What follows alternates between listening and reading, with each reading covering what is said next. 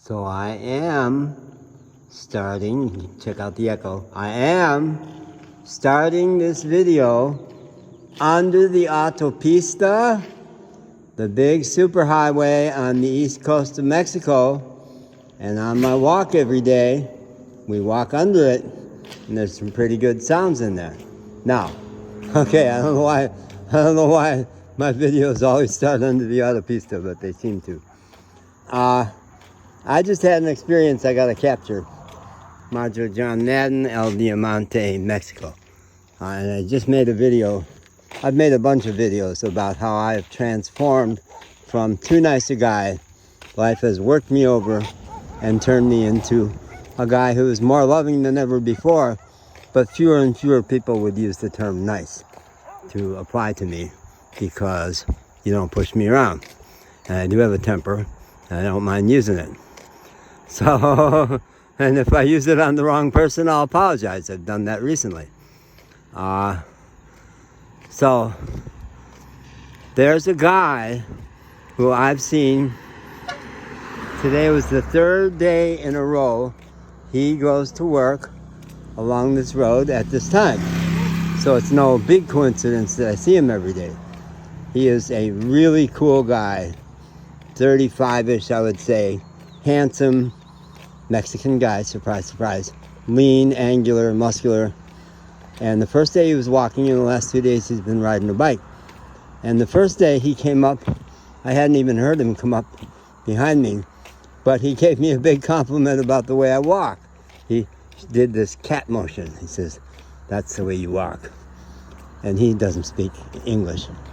In spite of having been, I just learned from him, he was in Michigan for 7 years, but he was in prison. I'm pretty sure he did crossed hands, which I took as his sign language for he was in jail. And it sounded like he pantomimed a fight. And I think I got it right that he had been in a fight and was in jail in Michigan for 7 years. Now, I love this guy. He gave me that huge compliment the first day, and he was so sweet. We really vibed with each other. And then, nice connection yesterday and again today. And today when I said, "Wow, you did time in Michigan. That's a pretty bad experience in the U.S." And he says, "Yes, it was." And I said, "Well, he wanted to know where I'm going next." And I said, "Jalapa." I said, "You come to Jalapa with me, and we'll have each other's backs."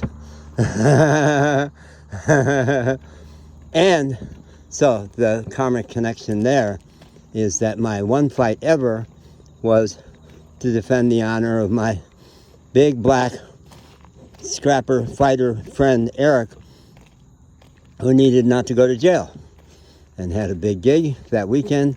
He's an acoustic blues guitarist. He had a really pretty major gig at a fine local club outside of Asheville, North Carolina. He needed not to go to jail, and he was on probation for a fight. So I said, no, I'm going to take this. And the guy who insulted him, I bopped him. Yeah, I did. And so that was a big coming of age for me, because I had never thrown a punch, never been in a fight, had been not a physical coward, because I've always tended to do the right thing no matter what, but sure had never been in a fight. And it was a transformation for me, it was. So there was Eric, my man. Eric and I really vibed with each other. Oh, we were badass together. He was in my apartment for 2 months.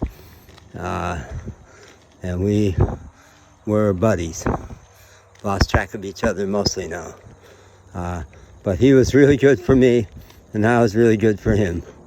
He never tired of saying, "Never before has a white man gone to jail for me." And I only spent a few hours being booked, and charges finally got dropped. But it was good for me, life-changing, and here we are in Mexico. And the guy who's done time like Eric did for being in a fight recognized an amigo, a soul brother in me. I love that.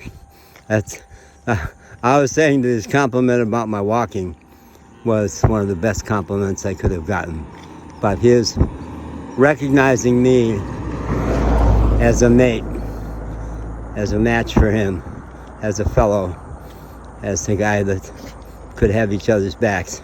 I said to Eric once, after that one fight, I said to him, you know, if you and I are ever facing a situation with like 3 or 4 guys arrayed against us, we will know. We'll do eye contact that will indicate which 3 you take and which one I try to handle.